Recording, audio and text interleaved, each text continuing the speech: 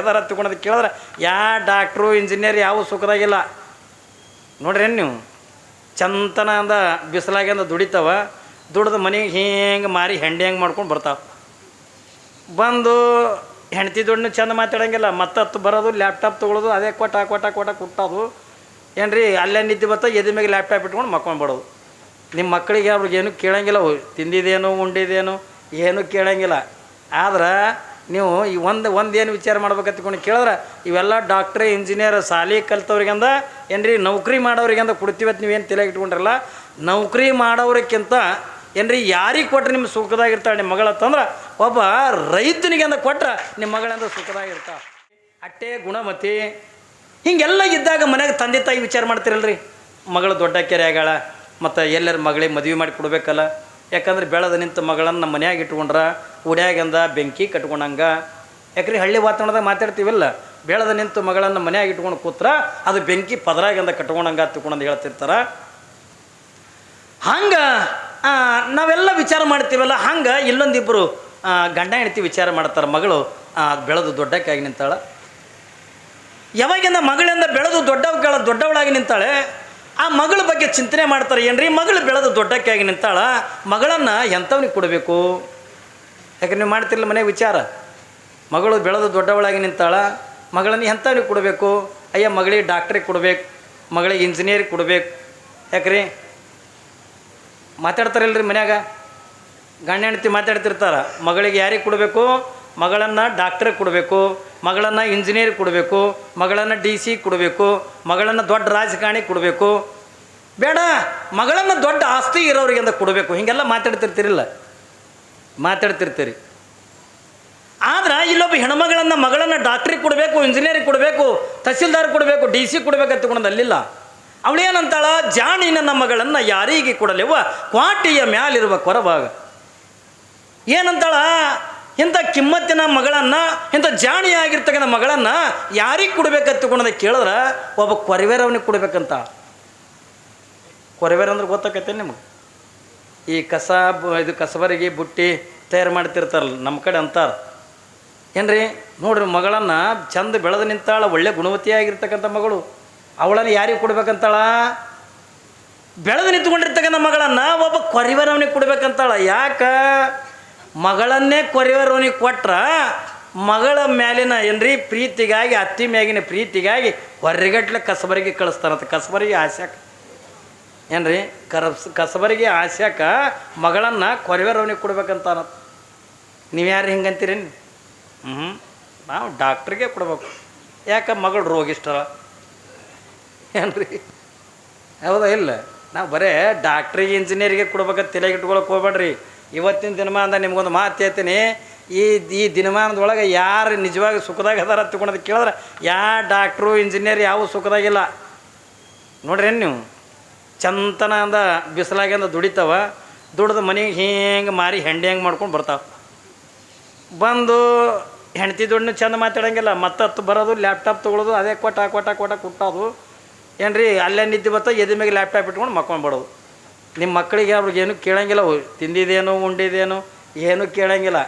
ಆದ್ರೆ ನೀವು ಈ ಒಂದೇನು ವಿಚಾರ ಮಾಡ್ಬೇಕಂತ್ಕೊಂಡು ಕೇಳಿದ್ರೆ ಇವೆಲ್ಲ ಡಾಕ್ಟ್ರ್ ಇಂಜಿನಿಯರ್ ಸಾಲಿ ಕಲ್ತವ್ರಿಗಂದ ಏನ್ರಿ ನೌಕರಿ ಮಾಡೋರಿಗಂದ ಕೊಡ್ತೀವತ್ತು ನೀವೇನು ತಲೆಗೆ ಇಟ್ಕೊಂಡ್ರಲ್ಲ. ನೌಕರಿ ಮಾಡೋರಕ್ಕಿಂತ ಏನ್ರಿ ಯಾರಿಗೆ ಕೊಟ್ರೆ ನಿಮ್ಮ ಸುಖದಾಗಿರ್ತಾಳೆ ನಿಮ್ಮ ಮಗಳತ್ತಂದ್ರೆ ಒಬ್ಬ ರೈತನಿಗೆಂದ ಕೊಟ್ರೆ ನಿಮ್ಮ ಮಗಳಂದ ಸುಖದಾಗಿರ್ತಾಳೆ ಏನ್ರಿ.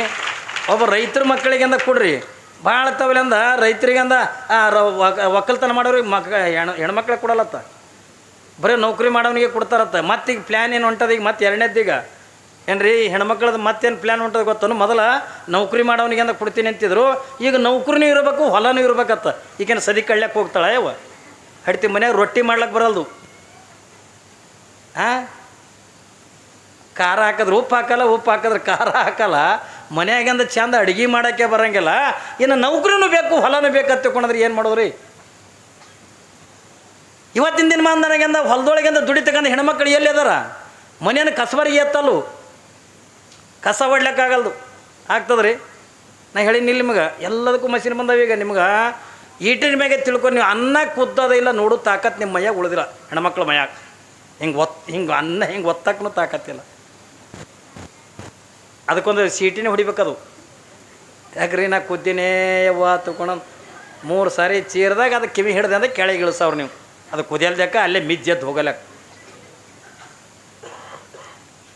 ಅದು ಕುಕ್ಕರ್ದೊಳಗೆ ಇಡಬೇಕಾದ್ರೂ ಕೂಡ ಎಷ್ಟು ಅಕ್ಕಿಗೆ ಅಂದ್ರೆ ಇಟ್ಟು ನೀರು ಇಡ್ಬೇಕಂತ ಅನ್ನೋದ್ರ ಪರಿಜ್ಞಾನ ಬೇಕಿಲ್ರಿ. ಎಷ್ಟೋ ಮಂದಿ ಅಂದ್ರೆ ಕುಕ್ಕರ್ದಾಗ ಮಾಡಿದ ಅನ್ನನಿಂದ ಉಣ್ಣಾಕ ಬರಲ್ಲ, ಹಲ್ಲಾಗ ಸಿಗಿ ಬೀಳಕತ್ತದ. ಕಡ್ಡಿ ಹಾಕೊಂಡು ಹಿಂಗೆ ನೋಡಿರ್ಲಿ ಗಾಂಡದಿರು ಹಂಗೆ ವಾಪಾರ ಹಂಗೆ ಉಂಡು ಎಷ್ಟುದ್ದ ಕಡ್ಡಿ ತೊಗೊಂಡು ಹಲ್ಲಾಗಿ ತಿಳ್ಕೋತೆ ಬರ್ತಾರೆ. ಯಾಕೋ ಹಲ್ಲಿಗೆ ಏನಾಗದ ಇಲ್ರಿ ಅನ್ನ ಸಿಗಿಬಿದ್ದದು. ಒಮ್ಮೆ ಉಂಡಿದ ಅನ್ನದ ಅಗಳ 3 ದಿವಸ ಹೊರಗೆ ಬರಲ್ಲ ಅಲ್ಲೊಂದು. ಅದೇ ಹಂಗೆ ಮಾಡಿರ್ಬೇಕು ಅನ್ನ. ಮಜಾ ಇಲ್ಲ ಅಲ್ರಿ. ಯಾವ ಡಾಕ್ಟ್ರ ಯಾವ ಇಂಜಿನಿಯರ ನಿನ್ನೆ ನಿಮಗೆಲ್ಲ ಮುತ್ತೈದರಿಗೆ ಅದು ಬೇಡ್ಕೊಳಕತ್ತಿದ್ನಿಲ್ಲ. ಈ ಜಗತ್ತಿನೊಳಗೆ ಕಣ್ಣಿಗೆ ಕಾಣತಕ್ಕಂಥ ಮೊದಲನೇ ದೇವರು ಯಾರ್ರೀ? ಯಾರ ತಿಳಿ ನಾ ನಿಮ್ಗೆ? ರೈತರೇ. ಮೊದಲನೇ ದೇವರಿಂದ ರೈತರೇ, ಆಮೇಲೆ ನಾವೆಲ್ಲ ತಿಳಿತಿಲ್ಲ. ನಾವೆಲ್ಲ ಏನು ದೇವ್ರ ತಗೊಂಡು ಮೇಲೆ ಕುಂತೀವಲ್ಲ ನಾವೆಲ್ಲ ಆಮೇಲೆ. ಮೊದಲನೇ ದೇವ್ರು ಯಾರು? ಇಡೀ ನಮ್ಮ ದೇಶಕ್ಕಲ್ಲ ಇಡೀ ವಿಶ್ವಕ್ಕೆ ಅಂದ ಅನ್ನ ಕೊಡ್ತಕ್ಕಂಥ ಅನ್ನದಾತ ಹತ್ತಿಕೊಂಡಂದ್ರೆ ಕಣ್ಣಿಗೆ ಕಾಣತಕ್ಕಂಥ ಪರಮಾತ್ಮ ಅಂದರೆ ಒಬ್ಬ ರೈತ ಹತ್ತಿಕೊಂಡಂದಾಗ ರೈತನ ಮಕ್ಕಳಿಗೆ ಅಂದ ನೀವು ಹೆಣ್ಣು ಕೊಡಂಗಿಲ್ಲ ಅಂತಂದ್ರೆ ಹ್ಯಾಂಗ್ರಿ? ಹ್ಯಾಂಗೆ? ಅವಾಗೆಲ್ಲ ಎಷ್ಟು ಚಂದ ಪದ ಆಡ್ತಿದ್ರಿಲ್ಲ. ತಲೆಗೆ ಸೆರಗ ಸುತ್ತಿಕೊಂಡು ವೀರಗಚ್ಚಿ ಹಾಕಿಕೊಂಡು ಮೆಲ್ಲ ಮೆಲ್ಲನೆ ಬರುತ್ತಿ ಹೇಳು ಭಾರತದ ಗರತಿ ಎತ್ತಿಕೊಂಡು ಒಬ್ಬ ರೈತ ಹೆಣ್ಣುಮಗಳ ಬಗ್ಗೆನೇ ಅವಾಗೆಲ್ಲ ಪದಗಳು ಬರೀತಿದ್ರು. ಈ ಡಾಕ್ಟ್ರನ್ನ ಹೆಣ್ತಿಗೆ ಯಾರೇ ಪದ ಬರೆದಾರ ಕೇಳಿರೇನು? ಯಾರೇ ಡಾಕ್ಟ್ರನ್ನ ಹೆಣ್ತಿದೆ ಅಂದ ಹಾಡ ಬರ್ದಾರೆ? ಇಂಜಿನಿಯರ್ನ ಹೆಣ್ತಿದೆ ಯಾರೇ ಹಾಡ ಬರ್ದಾರ? ಬರೆದಿಲ್ಲ. ರೈತ ಹೆಣ್ಮಗಳದೇ ಬರ್ದಾರ. ಏತಿಲ್ಲ ಎಟ್ರ ಮಟ್ಟಿಗೆ ಅಂದ ಆ ತಾಯಿನಿಂದ ಎಟ್ರ ಮಟ್ಟಿಗೆ ಅಂದ ವರ್ಣನಾಕಾರ ತೊಗೊಂಡು ಕೇಳಿದ್ರೆ ನಿಮ್ಮದು ಏನಾರು ಜೀವನದೊಳಗೆ ಒಂದು ಕೀರ್ತಿ ಬರಬೇಕಾಗಿತ್ತು, ನಿಮ್ಮದು ಏನಾರ ಮನೆತನದೊಳಗೆ ನಿಮ್ಮ ಹೆಸರು ಉಳಿಬೇಕಾಗಿತ್ತು ಅಂತ ತಿಳ್ಕೊಂಡ್ರೆ ಒಬ್ಬ ರೈತನಿಗೆ ಅಂದ ಮದುವೆ ಮಾಡ್ಕೋರಿ. ನಿಮ್ಮ ಮನೆತನದಿಂದ ಹೆಸರು ಉಳಿತದ, ನಿಮ್ಮ ಮನೆತನದಿಂದ ಕೀರ್ತಿ ಉಳಿತು. ಏತಿಲ್ಲ ಹಂಗೆ ನಾವೆಲ್ಲ ಹಿಂಗೆ ಡಾಕ್ಟ್ರು ಕೊಡಬೇಕು ಇಂಜಿನಿಯರ್ ಕೊಡ್ಬೇಕಂತ ತಿಳ್ಕೊಂಡ್ರೆ ಈ ಹೆಣ್ಮಗಳು ಏನಂತಾಳ? ಯಾರಿಗೆ ಕೊಡ್ಬೇಕಂತಾಳ? ಕ್ವಾಟಿ ಮೇಲೆ ಇರ್ತಕ್ಕಂಥ ಕೊರಿವರವನಿಗೆ ಕೊಡ್ಬೇಕಂತಾಳ. ಯಾಕೆ ಕೊರವೇನ ಕೊಡ್ಬೇಕಂತಾಳ? ಅತ್ತಿ ಮ್ಯಾಗಿನ ಪ್ರೀತಿಗಾಗಿ ಹೊರಗಟ್ಲೆ ಕಸಬರಿಗೆ ಕಳಿಸ್ತಾನ. ನನ್ನ ಮನೆಗೆ ಕಸಬರಿಗೇನೆ ಚಿಂತಿಲ್ಲ ತಿಳ್ಕೊಂಡು ಕಸಬರಿಗೆ ಆಸೆ ಹಾಕ್ಯಂದ ಮಗಳನ್ನ ಒಬ್ಬ ಕೊರವೇರವನಿಗೆ ಕೊಡ್ಬೇಕಂತಾಳತ್ತ. ಇದು ಸುಮ್ಮನೆ ದೃಷ್ಟಾಂತ. ಇದಕ್ಕೆ ದೃಷ್ಟಾಂತ ಏನು ಒತ್ತಿಕೊಂಡದಕ್ಕೆ ಕೇಳಿದ್ರೆ ಇದು ಎಲ್ಲರ ಏನ್ರಿ ಮದುವೆ ವಯಸ್ಸಿಗೆ ಒಂದು ಏನ್ರಿ ಒಂದು ಮದುವೆ ಮಾಡ್ಕೊಂಡಂದ ಗಂಡನ ಮನೆಗೆ ಹೋಗ್ತಕ್ಕಂಥ ಮಗಳಲ್ಲ. ಇಲ್ಲಿ ಮಗಳು ಯಾರು ಒತ್ತುಕೊಂಡದಕ್ಕೆ ಕೇಳಿದ್ರೆ ನಮ್ಮ ಮನಸ್ಸು ಅನ್ನತಕ್ಕಂಥ ಮಗಳದಾಳೆ. ಕಲ್ಪನಾ ಇರಲಿ ಮಗ, ನಮ್ಮ ಒಳಗಿರ್ತಕ್ಕಂಥ ಮನಸ್ಸು ಅನ್ನತಕ್ಕಂಥ ಮಗಳದಾಳೆ. ಕುಂತಲ್ಲಿ ಕುಂದ್ರಂಗಿಲ್ಲ, ನಿಂತಲ್ಲಿ ನಿಂದ್ರಂಗಿಲ್ಲ. ಏನ್ರಿ ಇವತ್ತು ನೀವು ಇಟ್ಟೆಲ್ಲ ಕುಂತೀರಿ ಎತ್ತಿಕೊಂಡಂದ್ರೂ ನಿಮ್ಮ ಶರೀರ ಇಲ್ಲಿ ಆದ ಹೊರತಾಗಿ ಮನಸ್ಸು ಇಲ್ಲಿಲ್ಲ. ಎಷ್ಟು ಫಾಸ್ಟ್ ಓಡ್ತದ್ರಿ ಅದು. ಸುಮ್ಮನೆ ಕಲ್ಪನೆ ಮಾಡಿ ನೀವು ಎಷ್ಟು ವೇಗವಾಗಿ ಹೋಗ್ತದ ಜಗತ್ತಿನಾಗ. ಬಸ್, ಲಾರಿ, ಕಾರ, ಹೆಲಿಕಾಪ್ಟರ್, ವಿಮಾನಕ್ಕಿಂತಲೂ ಅತಿ ವೇಗವಾಗಿ ಜಗತ್ತಿನೊಳಗೆ ಯಾವುದಾದ್ರೂ ಹೋಗ್ತದ ತಿಳ್ಕೊಂಡ್ರೆ ಅದು ಮನಸ್ಸು ಬಿಟ್ಟರೆ ಮತ್ತೊಂದು ಯಾವುದೂ ಇಲ್ಲ. ನೀವು ಒಂದು ಕ್ಷಣ ಕಣ್ಣು ಮುಚ್ಚ್ರಿ, ಕಣ್ಣು ಮುಚ್ಚಿ ಬಾಂಬೆ ಅನ್ರಿ. ಏನ್ರಿ ಕಣ್ಣು ಮುಚ್ಚಿ ಬಾಂಬೆ ಅಂದ್ರಿ ಒಂದು ಕ್ಷಣದಾಗ ನಿಮ್ಮ ಬಾಂಬೆ ಗೇಟಿನ ಮೇಲೆ ಇಂಡಿಯಾ ಗೇಟಿನ ಮುಂದೆ ನಿಂತಿರ್ತೀರಿ. ಇಲ್ಲೇ ಕೂತ್ಕೊಂಡು ದಿಲ್ಲಿ ಅನ್ರಿ. ಮಾತು ದಿಲ್ಲಿ ಅಂದ್ರೆ ಇಲ್ಲೇ ನಮ್ಮ ದೇಶದಾಗ ಆಯಿತು. ಏನ್ರಿ ಸುಮ್ಮನೆ ನಿಮಗಂದು ಕಲ್ಪನೆ ಹೇಳ್ತೀನಿ ನಮಗೆ. ನೀವು ಇಲ್ಲೇ ಕೂತ್ಕೊಂಡು ಕಣ್ಣು ಮುಚ್ಕೊಂಡು ಅಮೇರಿಕಾ ಅಂದ ಕೂಡ ಅವರೆಲ್ಲ ಕಾಣ್ತಾರೆ ನೋಡಿ, ದೊಡ್ಡ ದೊಡ್ಡ ದೊಡ್ಡ ಬಿಲ್ಡಿಂಗ. ಏನ್ರಿ ಒಯ್ದು ಅಮೇರಿಕಕ್ಕೆ ಇಳಿಸ್ತಾ, ನೀವು ಲಂಡನ್ ಅಂದ್ರೆ ಲಂಡನ್ ಕೇಳಿಸ್ತಾ, ಪ್ಯಾರಿಸ್ ಅಂದ್ರೆ ಪ್ಯಾರಿಸ್ ಕೇಳಿಸ್ತಾ. ಎಷ್ಟು ಫಾಸ್ಟ್ ರೀ. ಎಲ್ಲರೂ ಕೇಳಿರೇನು ನೀವು? ಹೆಂಗೆ ರೀ ಹೊಸೂರದವ್ರ ಮನಸ್ಸು ಕರ್ಜಿಗವ್ರ ಮನಸ್ಸು ಒಂದಕ್ಕೊಂದು ಆಕ್ಸಿಡೆಂಟ್ ಆಗ್ಯಾವ ಎಲ್ಲರೂ ಕೇಳಿರೇನು? ಎಲ್ಲಿ ಆಕ್ಸಿಡೆಂಟ್ ಆಗಿಲ್ಲ, ಅಷ್ಟು ಫಾಸ್ಟ್ ಹೋಗ್ತದ. ಅದಕ್ಕಾಗಿನೇ ಕವಿ ಹೇಳ್ತಾನೆ, ಜಾಣಿ ನನ್ನ ಮಗಳನ್ನು ಯಾರಿಗೆ ಕೊಡಲೆವ್ವ ಕ್ವಾಟಿಯ ಮ್ಯಾಲಿರ್ಬೇಕು ಹೊರವಾಗ. ಈ ಮನಸ್ಸು ಅನ್ನತಕ್ಕಂಥದ್ದನ್ನು ಯಾರಿಗೆ ಕೊಡ್ಬೇಕಂತ ಕೇಳಿದ್ರೆ ಮನಸ್ಸು ಏನು ಕೆಟ್ಟದ್ದು ಕೊಡಬೇಕು, ಮನಸ್ಸು ನಿಂದ ಮಾಡೋದಕ್ಕೆಂದ ಕೊಡಬೇಕು, ಮನಸ್ಸು ಇನ್ನೊಬ್ರಿಗೆ ಟೀಕಾ ಮಾಡೋದಕ್ಕೆಂದ ಕೊಡಬೇಕು, ಮನಸ್ಸಿಂದ ಕಳತನ ಮಾಡೋದಕ್ಕೆಂದ ಕೊಡಬೇಕು, ಇನ್ನೊಬ್ರಿಗೆಂದ ಮೋಸ ಮಾಡೋದಕ್ಕೆಂದ ಕೊಡಬೇಕು ಇಲ್ಲ. ಯಾಕಂದ್ರೆ ಮಗಳನ್ನು ಹೆಂಗೆ ವಿಚಾರ ಮಾಡಿ ಅಂದ ಆ ಮನೆತನವನ್ನು ವಿಚಾರ ಮಾಡಿ ಹೆಂಗೆ ನೀವು ಕೊಡ್ತೀರೋ ಈ ಮನಸ್ಸು ಕೊಡಬೇಕಾದ್ರೂ ಕೂಡ ವಿಚಾರ ಮಾಡಿ ಕೊಡಬೇಕು. ಇಲ್ಲಿ ಮಹಾದೇವಿ ಅಕ್ಕ ಈ ಮನಸ್ಸು ಅಂತಕ್ಕಂಥ ಮಗಳನ್ನು ಯಾರಿಗೆ ಕೊಟ್ಟಾಳ ಅಂತ ಕೊಡೋದಕ್ಕೆ ಕೇಳಿದ್ರೆ ಚನ್ನಮಲ್ಲಿಕಾರ್ಜುನಿಗೆಂದ ಕೊಟ್ಟಾಳ. ಏನ್ರಿ ಚನ್ನಮಲ್ಲಿಕಾರ್ಜುನಿಗೆಂದ ಕೊಟ್ಟಾಳ. ಆದ್ರೆ ಕೌಶಿಕ ಮಹಾರಾಜನ ಮನಸ್ಸ ಅಕ್ಕ ಮಹಾದೇವಿ ಕೊಟ್ಟಿದ್ದು ಚನ್ನಮಲ್ಲಿಕಾರ್ಜುನಿಗೆ. ಆದ್ರೆ ಇವಾಗ ಕೌಶಿಕ ಮಹಾರಾಜ ಕೊಟ್ಟಿದ್ದು ಮನಸ್ಸ ಕಾಮಕ್ಕಾಗಿ ಅಂದ ಕೊಟ್ಟ.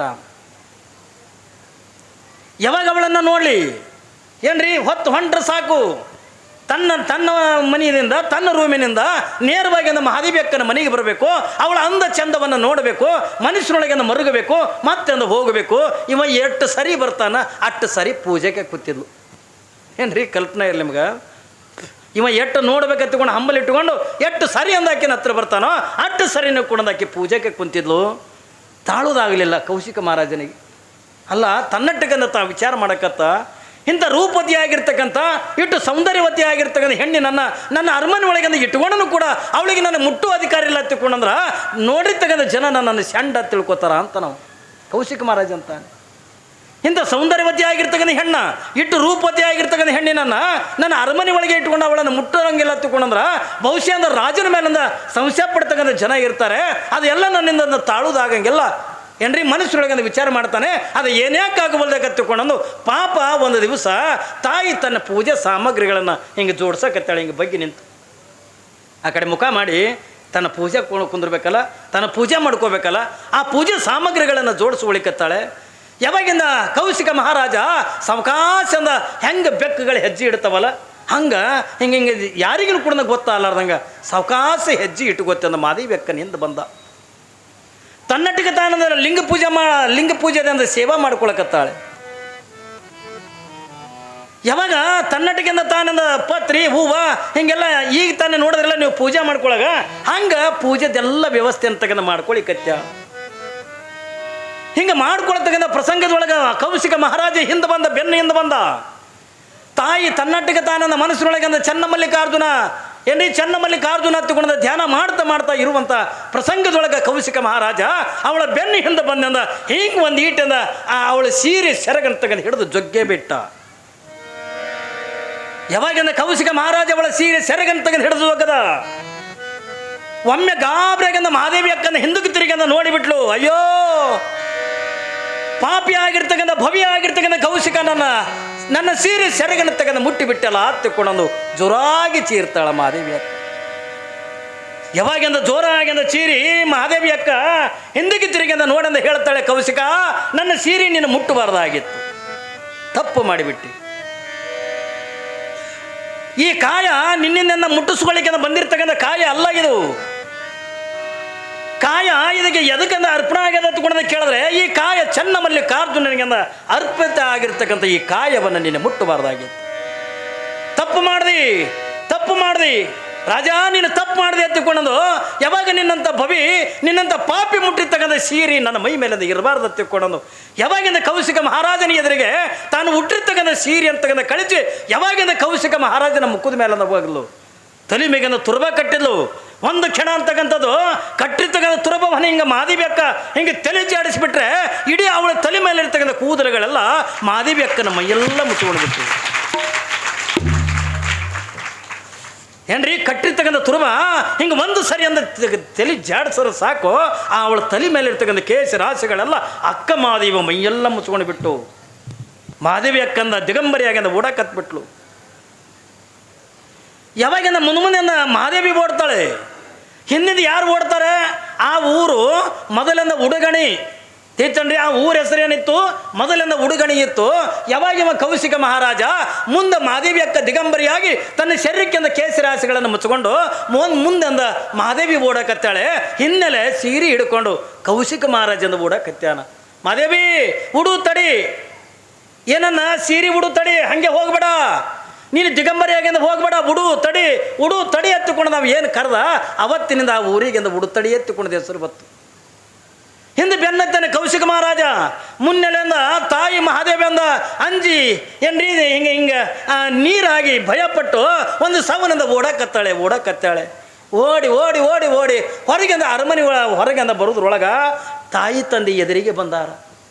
ಹೆಂಗಾಗಲಿಕ್ಕಿಲ್ರಿ ತಾಯಿ ತಂದೆಗೆ ಒಬ್ಬ ವಯಸ್ಸಿಗೆ ಬಂದಿರ್ತಕ್ಕಂಥ ಮಗಳು, 18 ವಯಸ್ಸಿನ ತರುಣಿ, ಅದು ಎಲ್ಲರಂದ ಕರಗ ಕುಂಟ ಅಲ್ಲ ಏನ್ರಿ. ಆ ನಾಡಿನೊಳಗನೆ ಅವತ್ತಿನ ದಿನಮಾನದೊಳಗೆ ಅವಳಂಥ ಸೌಂದರ್ಯವತಿನೇ ಯಾರು ಇದ್ದಿದ್ದಿಲ್ಲ.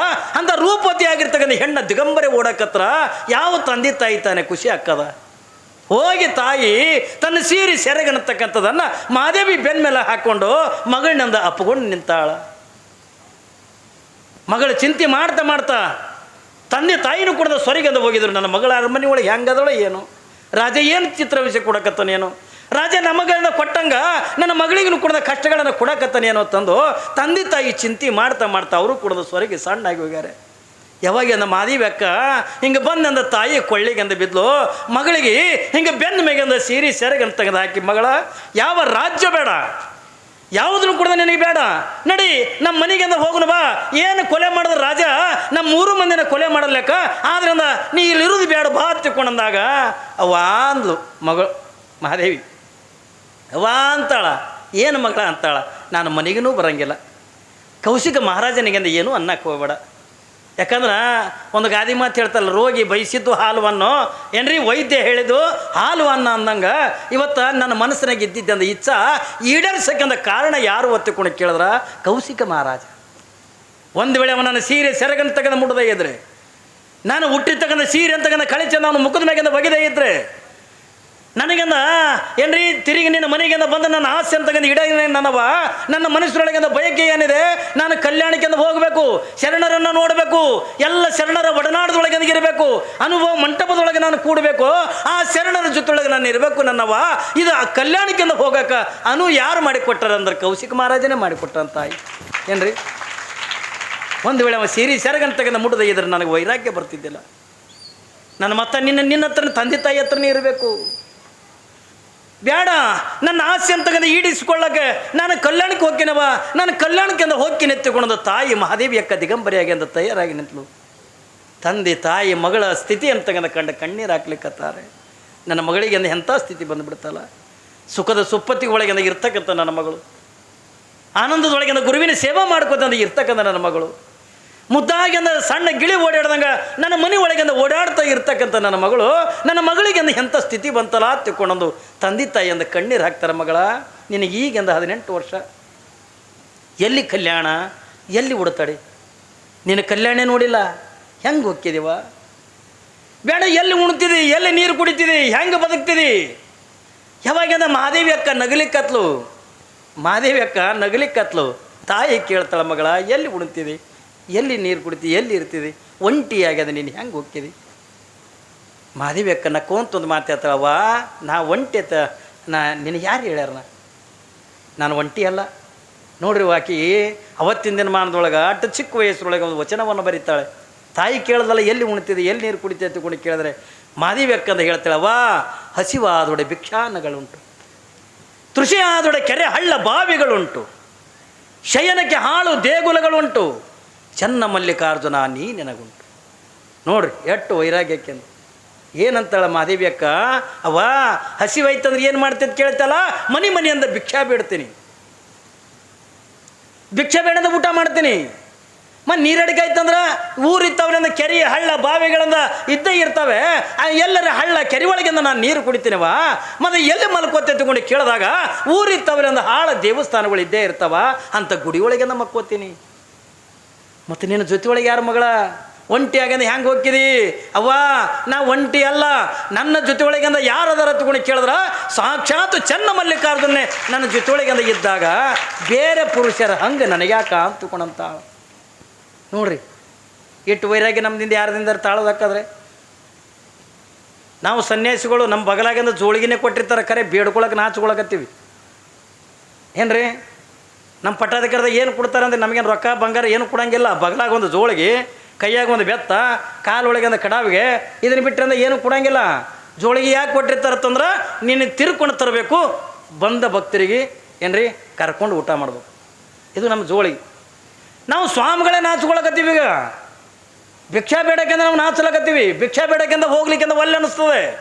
ಆದ್ರೆ ಅವತ್ತಿನ ದಿನಮಾನದೊಳಗೆ ಏನ್ರಿ ಒಂದು ಒಳ್ಳೆ ಮನೆತನದೊಳಗಿಂದ ಹುಟ್ಟಿರ್ತಕ್ಕಂಥ ಹೆಣ್ಣು ಮಗಳು ಏನ್ರಿ ನಿರ್ಮಲ ಶೆಟ್ಟಿಗೆ ಉಣ್ಣಕ್ಕಿಂತ ಕಮ್ಮಿ ಇಲ್ಲ, ಉಡಾಕಿಂತ ಕಮ್ಮಿ ಇಲ್ಲ, ಯಾವ ಸಂಪತ್ತಿಗೆ ಕೂಡ ಕಮ್ಮಿ ಇದ್ದಿದ್ದಿಲ್ಲ ಏನ್ರಿ. ಇದ್ದಟ್ರೊಳಗಿಂದ ಜೀವನ ಅಂತಕ್ಕಂಥ ಸಾಗಿಸ್ತಕ್ಕಂಥ ನಿರ್ಮಲ ಶೆಟ್ಟಿ ಮಗಳು ಅವತ್ತಿನ ದಿನಮಾನದಾಗ ಏನಂತಾಳವ್ವ, ಹಸಿವಾಯ್ತು ಅಂದ್ರೆ ಭಿಕ್ಷಾ ಬೇಡ್ತೀನವ, ಹಸಿವಾಯ್ತು ಅಂದ್ರೆ ಭಿಕ್ಷಾ ಬೇಡ್ತೀನಿ, ನೀರಡಿಕೆ ಆಯಿತು ಅಥವಾ ಕೆರೆ ಹಳ್ಳ ಬಾವಿ ಒಳಗಿಂದ ನೀರು ಕುಡಿತೀನಿ, ಎಲ್ಲರ ಹಾಳು ಗುಡಿಗಿಂದ ಮಕ್ಕೋತೀನಿ. ಆದರೆ ನನ್ನ ಜೊತೆಯೊಳಗಿಂದ ಯಾರಾದರೂ ಹೇಳು, ಇದೆಲ್ಲ ಒದಗಿಸ್ಕೊಡಾಕ ಸಾಕ್ಷಾತ್ ನನ್ನ ಗಂಡ ಚನ್ನ ಮಲ್ಲಿಕಾರ್ಜುನನೇ ಇದ್ದಾಗ ಇನ್ನೊಬ್ರು ಹಂಗೆ ನನಗೆ ಯಾಕ ಅಂತ. ಅವ್ವ ನಾನು ನಡೀತೀನಿ, ಈಗ ನಾನು ಕಲ್ಯಾಣಕ್ಕೆಂದು ಹೋಗಬೇಕು, ನಾನು ಶರಣರನ್ನು ನೋಡಬೇಕು. ಎಷ್ಟು ದಿವಸ ನಡಿಬೇಕು ರೀ ಅವತ್ತಿನ ದಿನ ಬಂದಾಗ? ಅವಾಗೇನು ರೋಡ್ ಇಲ್ಲ, ಏನ್ರಿ ಬಸ್ಗಳಿಲ್ಲ, ಕಾರುಗಳಿಲ್ಲ. ಈಗೇನಿಲ್ಲ, ಈಗ ಕಾಶಿಗೆ ಹೋಗೋದತ್ತಂದ್ರೆ ಅರ್ಧ ಗಂಟೆದಾಗ ಕಾಶಿಗೆ ಹೋಗಿರ್ತೀರಿ. ಈಗೆಲ್ಲ ಫ್ಲೈಟ್ಗಳು ಬಂದಾವ, ಏನ್ರಿ ಹೆಲಿಕಾಪ್ಟರ್ ಬಂದಾವ, ಏನೆಲ್ಲ ಭಾರಿ ಭಾರಿ ವಾಹನಗಳಿಂದ ಬಂದಾವ ಈಗ. ಆದ್ರೆ ಅವತ್ತಿನ ದಿನಮಾನದೊಳಗೆ ಅಂದ್ರೆ ಏನೂ ಇಲ್ಲ. ಕಾಲ್ನಡಿಗೆ ಒಳಗೆ, ಗುಡ್ಡ ಗಬಾರದೊಳಗೆ ಏನ್ರಿ ಕಲ್ಲ ಮುಳ್ಳ ಇವು ಎಲ್ಲದ್ರಿಗೂ ಕೂಡ ನಡ್ಕೊಂತಿಂದ ಹೋಗಬೇಕು. ಕಲ್ಯಾಣ ಯಾಕಡೆ ಬರ್ತದೆ ಅನ್ನೋದು ಮಾದೇವಿ ಅಕ್ಕಗೆ ಅಂದ ಗೊತ್ತಿಲ್ಲ. ಆದರೂ ಕೂಡ ತಂದೆ ತಾಯಿಗೆ ಅಂದ ಹೇಳಿ, ಅವ್ವ ನಾನು ನಡಿತೀನವ್ವ, ನಾನು ಶರಣರ ನೋಡ್ಬೇಕು, ನಾನು ಚೆನ್ನಮಲ್ಲಿಕಾರ್ಜುನ ನನ್ನ ಕೈಯಾಗೆ ನನ್ನ ಜೊತೆಯೊಳಗಿಂದ ಅದಾನೆ, ನಾನು ಹೋಗ್ಬೇಕಂತ ತಿಳ್ಕೊಂಡಂದು ಯಾವಾಗ ಆ ಮಾದೇವಿ ಅಕ್ಕ ನಡೆದೇ ಬಿಟ್ಲು ತಂದೆ ತಾಯಿ ಪಾದಕ್ಕೆ ನಮಸ್ಕಾರ ಮಾಡಿ. ನೋಡ್ರಿ, ಒಂಟಿಯಾಗಿ ದಿಗಂಬರಿಯಾಗಿ 18 ವರ್ಷದ